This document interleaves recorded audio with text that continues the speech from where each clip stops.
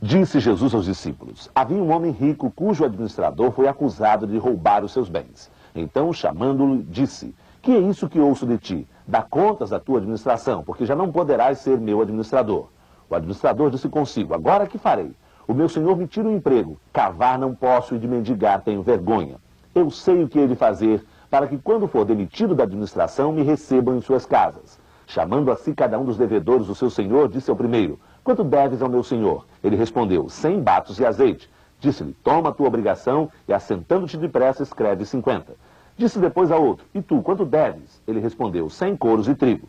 Disse-lhe: toma a tua obrigação e escreve 80. Louvou aquele senhor o injusto administrador por haver procedido prudentemente, pois os filhos deste mundo são mais prudentes na sua geração do que os filhos da luz. Eu vos digo: granjeai amigos com as riquezas da injustiça, para que quando estas os faltarem, vos recebam eles os tabernáculos eternos. Ó Pai, aqui está a palavra de Jesus. Aqui está a parábola da tua graça. E nós pedimos agora que tu nos abras a mente, tu derrames luz sobre o nosso rosto, para que nós sejamos iluminados e para que nós possamos discernir a tua palavra e o teu Espírito para nós nesta manhã. Nós pedimos que seja assim, em nome de Jesus. Amém. Podem sentar-se.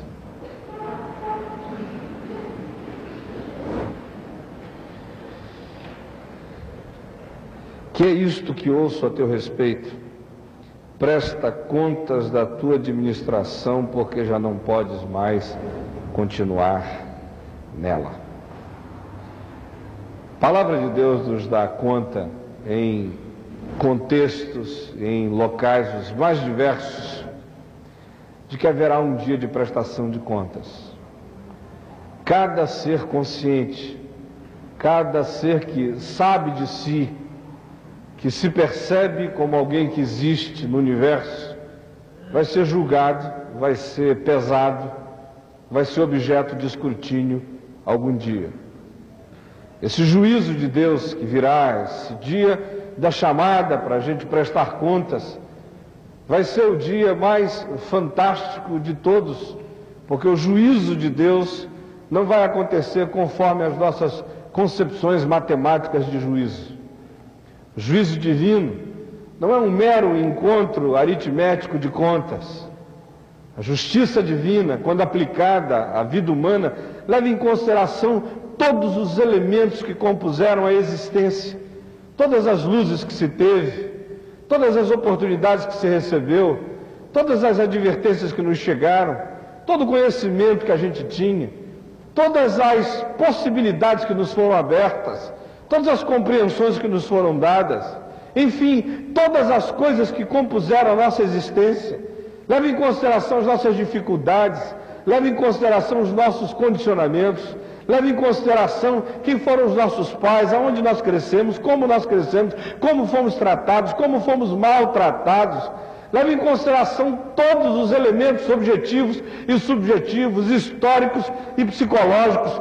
Ou seja, o juízo de Deus é tão perfeito, é tão cristalino, é tão justo, é tão amplo, é tão profundo, é tão detalhado e é tão generosamente comprometido com a própria justiça, que diz o livro de Provérbios, que desse dia até o ímpio sairá satisfeito. Isso não é mesmo? Valeu a pena. É para o inferno que eu vou, é para lá mesmo que eu tenho que ir. Mas esse dia vem, esse dia vai chegar. É dia de encontro de contas. E aí talvez você diga, mas o meu saldo para esse dia talvez esteja super positivo. Há algumas semanas atrás eu encontrei uma pessoa que disse: olha, eu estou cada vez mais feliz, porque em relação aos 10 mandamentos eu só estou errando em 2. Tem 8 ali que eu estou ótimo. Espero que até o fim eu consiga chegar zerado assim com Deus.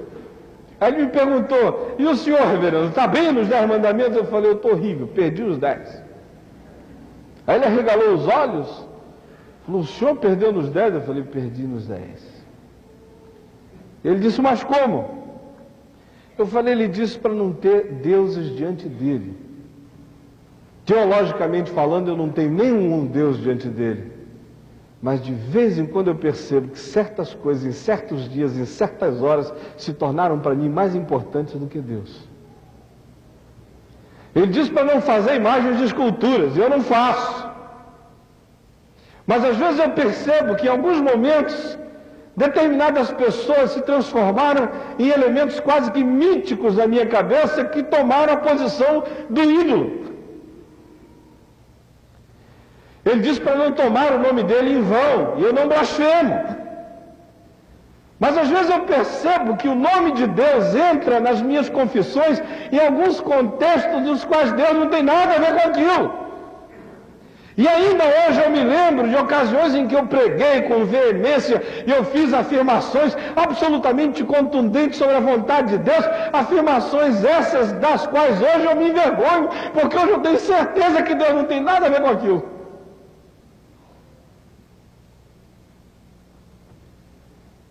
Ele falou para guardar o dia dele, para o santificar, e eu não sei nem o que é isso. O que é guardar o dia do Senhor para o santificar? Os caminhos de santificação do dia de Deus percorrem subjetividades que transcendem em muito simplesmente a separação de um determinado dia para que nele nós nos tornemos mais religiosos. Honrar pai e mãe é mais do que visitá-los, beijar-lhes as testas, dizer Deus abençoe, eu sou grato pelo que me fizeram. É muito mais do que prestar-lhes assistência na velhice. Tem a ver com uma reconciliação profunda com a imagem do pai, com a imagem da mãe. E quem de nós está profundamente reconciliado com a imagem do pai, com a imagem da mãe? Quem de nós não carrega conflitos de natureza psicológica complicadíssimos em relação às figuras parentais? Quem de nós não vive ambiguidades interiores enormes sobre esses dois papéis? Quem de nós não fica profundamente com raiva da mulher? Não é pela mulher, é porque num determinado dia ela se pareceu com a sua mãe. Quem de nós, às vezes, não reage a uma relação para com o marido, ou para com a figura pastoral, ou para com a autoridade constituída, não em função daquela coisa em si mesma, mas em função de um trauma relacionado a essa figura paterna que nos vem de tanto tempo atrás? Não matarás, e eu nunca matei, mas, meu Deus, quantos matadouros já existiram dentro de mim? Quantos sentimentos de hostilidade, de energia homicida não viajam pelas emoções da gente, a tal ponto de que Jesus diz no Sermão da Montanha, de que esse mandamento chega ao nível dessa subjetividade existencial, aonde frequentemente quem nunca matou é homicida na alma. Não adulterarás. É outro mandamento, onde no Sermão da Montanha Jesus chega e o desobjetiva e o subjetiviza. Chega e diz, olha, você nunca foi para a cama com a mulher do seu próximo, você no seu coração, você já olhou, ou você olha, ou você sabe que tem vontade de olhar, ou você diz que não olha olhando, com intenção impura no coração, aí no íntimo já aconteceu. Não dirás falso testemunho. Eu nunca fui a um tribunal acusar ninguém injustamente, mas quantas versões eu já passei adiante, quanta fofoca, quanta boataria, quanta coisa que a gente diz, olha, eu ouvi dizer, tem impressão que é, não estou bem certo não, mas tudo indica.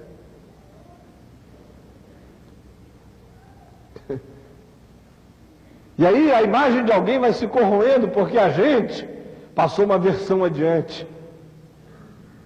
E acrescenta um ponto, acrescenta um conto, cria uma história. Aí a gente acaba, todos nós, se tornando autores de ficção. E alguém paga a conta.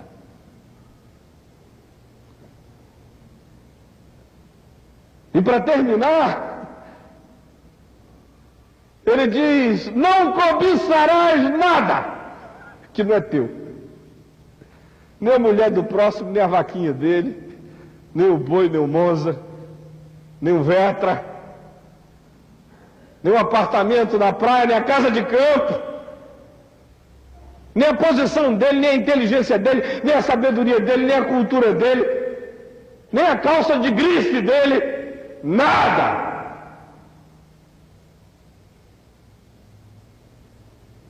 E Deus colocou esse mandamento aí para que, se houver algum idiota no nosso meio, que acha que obedeceu os 9, tenha certeza que quebrou a cara nesse.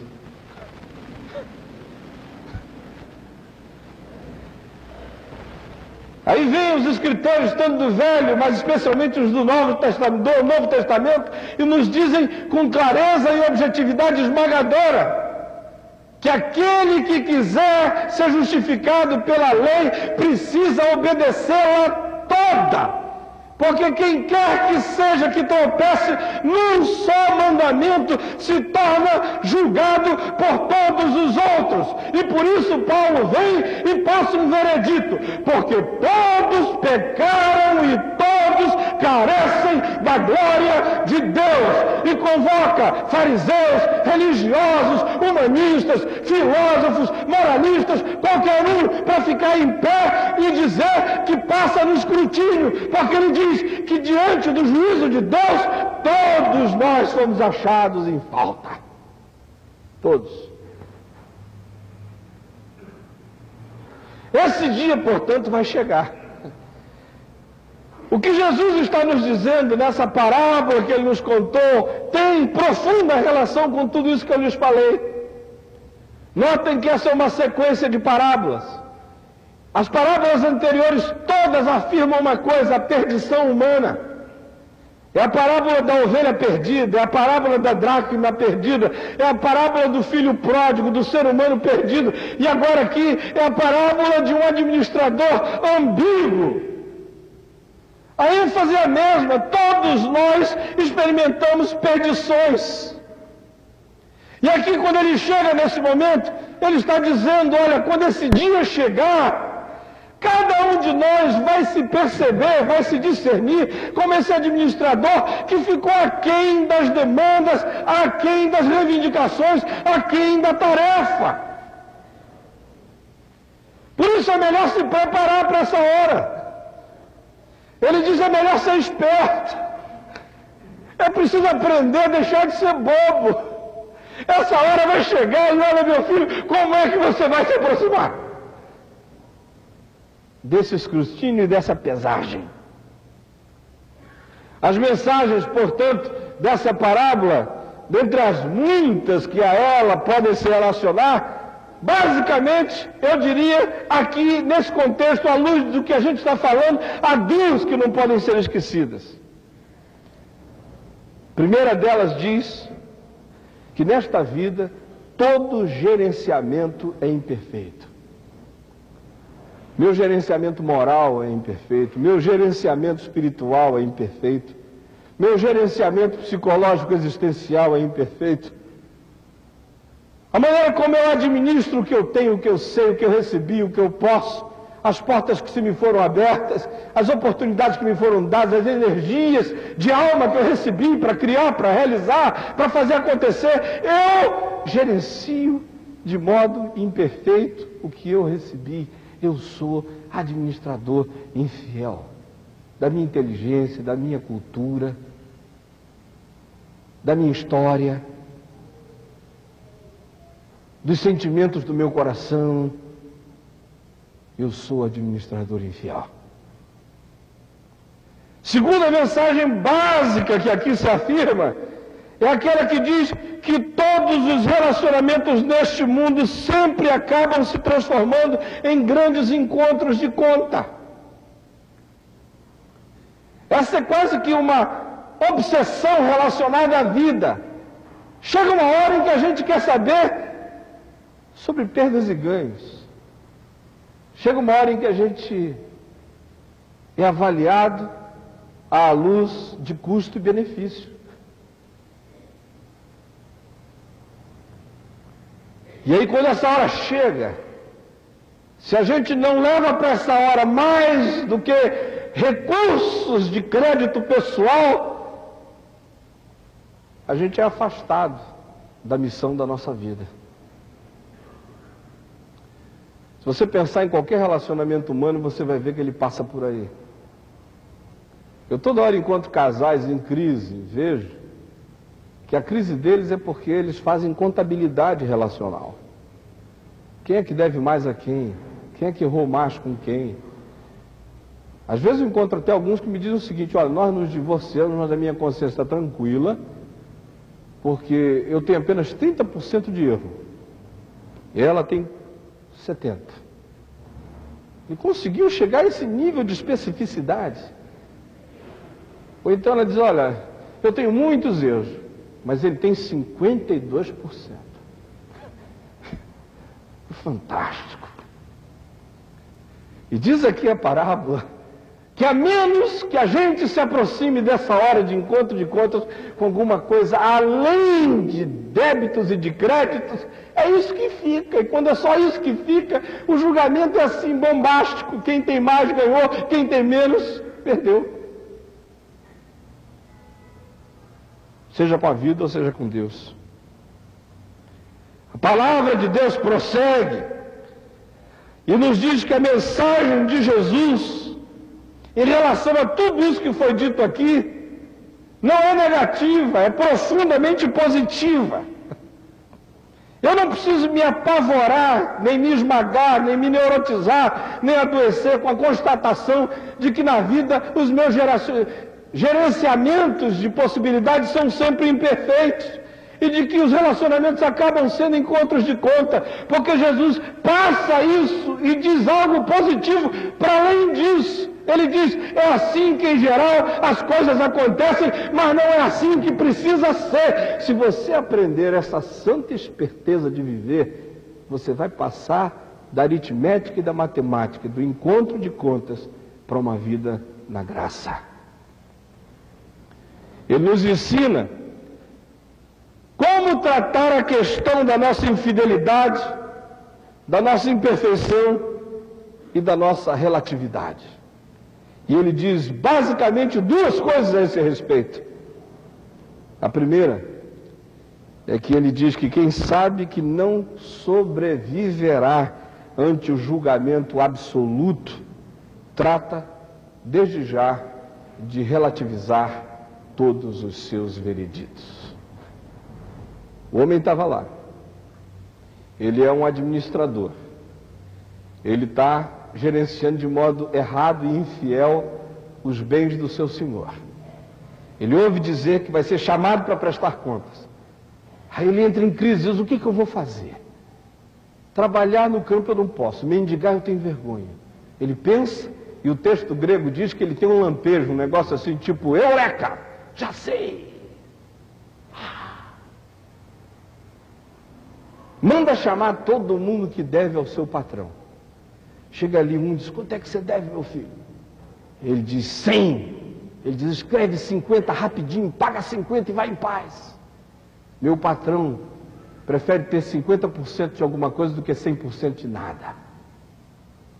Chama um outro e diz: e você? Eu devo 60, põe 40 aqui, põe 30. Deus te abençoe. Paga rápido. E aí, ele pensa que ele não vai poder sobreviver ao julgamento absoluto do patrão, por isso ele trata de relativizar os seus vereditos. Se eu for me apresentar diante do meu patrão com uma continha certinha, eu estou arrebentado. Por isso, deixa eu estabelecer já um outro padrão de juízo. Deixa eu relativizar as contas. Já pega com quem ele tem que lidar e não trata essa relação de modo absoluto, já trata essa relação de modo relativo. é 100, põe 50, é 60, põe 30, e tenta estabelecer um outro padrão, não o padrão da aritmética, o padrão da graça.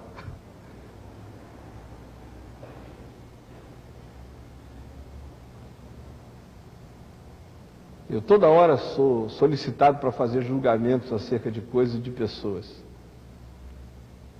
Cada vez mais eu me nego a dizer qualquer coisa. Porque quem sabe que não pode sobreviver ao julgamento absoluto, tem que começar desde já a relativizar todos os seus vereditos. Quem sabe que se for pesado, diante de Deus vai ser achado em falta, precisa começar a pesar a vida já, o outro, o próximo, com extrema generosidade desde aqui e desde agora. Segunda coisa que Jesus ensina é que quem sabe que não tem na vida tudo para dar, tem que aprender a dar tudo que tem. Eu não tenho nessa vida para dar tudo o que eu precisaria dar a Deus, por isso eu vou dar a Ele tudo que eu tenho. O administrador tinha que dar tudo, mas ele não tem tudo para dar, por isso ele resolve recolher o que ele pode e dar tudo que tem. Eu vejo toda hora um bocado de gente que não dá nada a Deus, porque diz que não tem para dar a Deus, tudo acha que Deus precisava receber. Por isso, não tendo tudo para dar a Ele, não dão nada. Mas a lógica que Jesus ensina é o contrário. Quem não tem tudo para dar, tem que ter a inteligência e a sabedoria de dar tudo que tem. Eu fico toda hora vendo um bocado de gente diz, eu gostaria de dar isso, eu gostaria de dar aquilo, eu gostaria de me oferecer para isso. Eu digo, mas por que você não faz? Não, porque eu não tenho ainda tudo, eu não tenho esse conhecimento, eu não tenho essa condição, eu não tenho essa força de caráter, eu não tenho ainda essa moral impoluta, eu não tenho ainda essa força de vontade, eu não tenho ainda esse recurso, eu não tenho ainda esse tempo, eu não tenho ainda essa paixão, e eu não tenho ainda. E os anos passam, a vida passa, e porque ele não tem tudo para dar, ele não dá nada. Jesus diz, olha, se você não tem tudo para dar, se não tem 100 para dar, dá 50, se não tem 60, dá 30, quem não tem tudo para dar, tem que dar tudo que tem.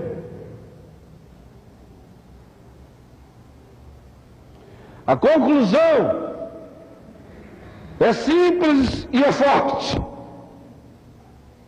Nesta vida, se eu quiser sobreviver diante de Deus, diante do próximo, eu não posso fazer opção pela lei exterior, pelos moralismos que apenas pintam fachadas. Eu tenho que no meu coração fazer opção pela lógica da graça, que reconhece a sua incapacidade de gerenciar de modo absoluto os recursos que recebeu de Deus para viver, mas justamente por isso, porque quer ser tratado com graça, trata a vida com graça. Porque quer ser perdoado, perdoa. Porque quer ser acolhido, acolhe. Porque sabe que não tem tudo para pagar, aceita dos outros a relatividade do que eles têm para dar. E aí faz estoque de misericórdia, faz poupança de graça. Bem-aventurados os misericordiosos, porque eles alcançarão misericórdia. Pai, perdoa as nossas dívidas, assim como nós perdoamos aos nossos devedores.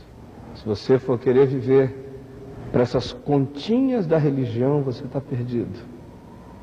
Encha a sua mente da generosidade e da graça de Deus. Seja gracioso para com o próximo e espere graça do seu Deus. Quem não tem tudo para dar, traz a Ele tudo que tem. Eu queria orar com você que ouviu a palavra de Deus hoje e que há muito tempo vem esmagado por esse sentimento de inadequação, de infidelidade, de relatividade, de incoerência.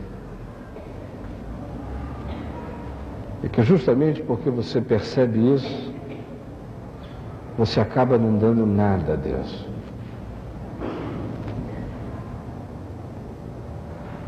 Parece aquele administrador que deve 100 porque não conseguiu recolher 100, não dá nada.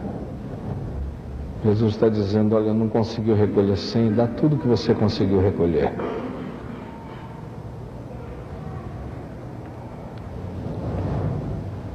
A religião é que ensina pra gente que a gente tem que pagar tudo. Seguindo essa lógica, chega o dia do pagamento, a gente não tem tudo para dar, a gente não dá nada. Jesus diz, olha, começa a trazer tudo que você tem. Aposta tudo na misericórdia do teu patrão. Ele não é patrão, ele é pai. Se um patrão trata um empregado desonesto assim, imagina o que o pai pode fazer por um filho consciente da sua inadequação, mas que deseja trazer a ele o que reuniu, o que conseguiu, na expectativa de que aquele que começou a boa obra em nós venha a completá-la até o dia de Cristo Jesus. Se essa palavra de Jesus falou com você de algum modo, de alguma forma, e falou forte, falou fundo, e você quer orar comigo, eu queria que você saísse do seu lugar e você desse uma chegadinha até aqui à frente. Eu quero fazer uma oração com você agora, em nome de Jesus. Pode vir. Quem não tem tudo para dar, dá logo tudo que tem. Quem sabe que não sobreviverá ao julgamento absoluto, trata de relativizar seus vereditos. Porque se houver sábia atilada matreiramente, porque os filhos do mundo são mais hábeis na sua própria geração do que os filhos da luz. No mundo, todos os nossos recursos são de origem ambígua e iníqua. Você vai do dinheiro a tudo mais, não há nada, não há bem nenhum nesse mundo que não esteja maculado.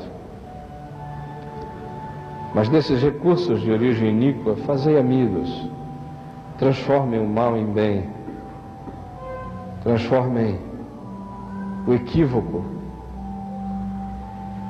em graça, transformem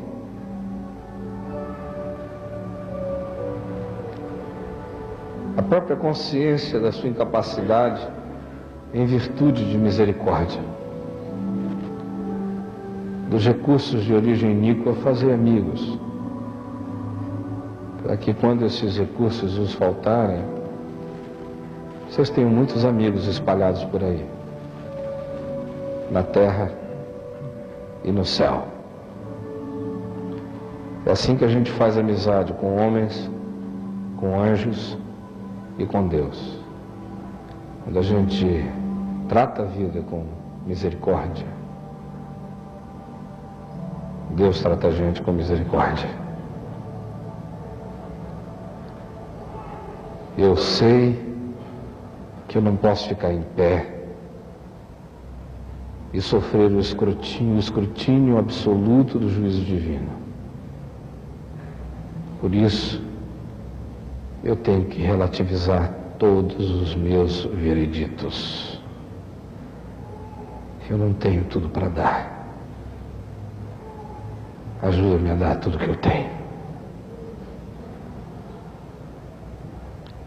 Senhor Jesus, obrigado por essa lógica estranha da graça,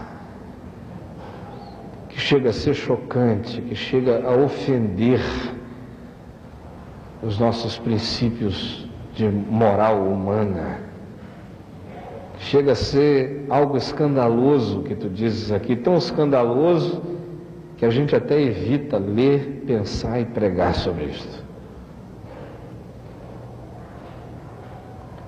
Mas eu te agradeço pela tua coragem de dizeres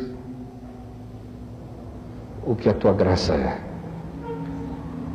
E com isso tu não estás tentando nos acomodar, nem nos acalmar na nossa infidelidade.